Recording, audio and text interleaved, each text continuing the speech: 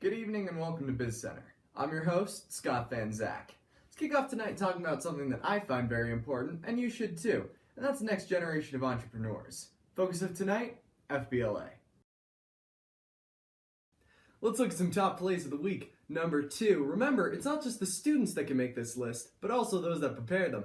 Baird has been the FBLA advisor for Grandview High School's chapter since it opened. This year, he reached a milestone, sending 250 kids to nationals in the span of 8 years. We caught up with Coach Baird to ask him some questions about the club he cherishes. I think that FBLA gives kids a chance to grow as leaders. It exposes them to realistic business situations that gives them a valuable experience. Even if you're preparing to be something out of the business world like a professional athlete and you need a plan B, I don't think any club prepares kids for this better than FBLA. We looked into what Mr. Baird said and found some interesting data. 5% of men and women go from playing a sport in high school to playing one in the NCAA. Of this 5%, only 3% of them go on to playing a sport professionally. Now, I don't want to crush anybody's dreams, but know that if you choose to follow this route, the odds are heavily against you. Let's do the math.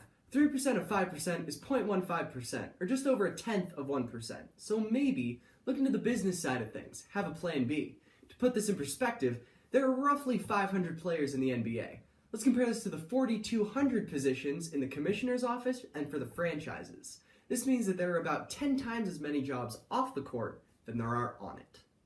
Finally, the play of the day. FBLA is more than just a club. It's a massive advantage in the business world. Rithika Ginjupalli joined the Apple team last year after a promising academic career. It was up to her to pitch the newest iPhone idea to a harsh board of directors. Artis caught up with her after the meeting.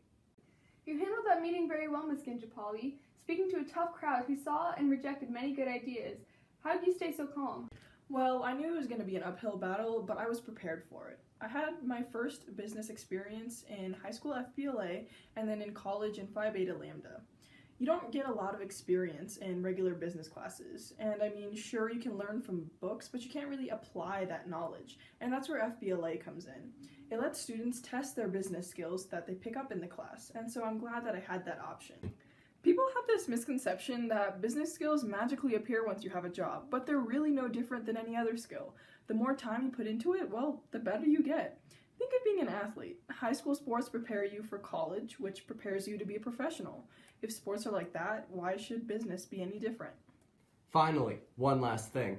Now, I know from personal experience that some things stick with you forever. Some people, that's hitting a walk-off home run or acing their SATs. But for me, that was FBLA. Yes, I was a part of it, and look where I'm at now. But it wasn't always this way. Now, when I was in high school, I had terrible stage fright. Put me up in front of a crowd or a camera, and I flubbed my lines and lost my train of thought. But that all changed when I joined FBLA. My chapter gave me the support I needed to overcome that fear, and now, speaking is my job. Clubs like FBLA pave the path to success for anybody willing to participate. It gives them a chance to dive into interests and passions that they haven't had the resources to explore before. Things like digital video production, public speaking, website design, and so many more.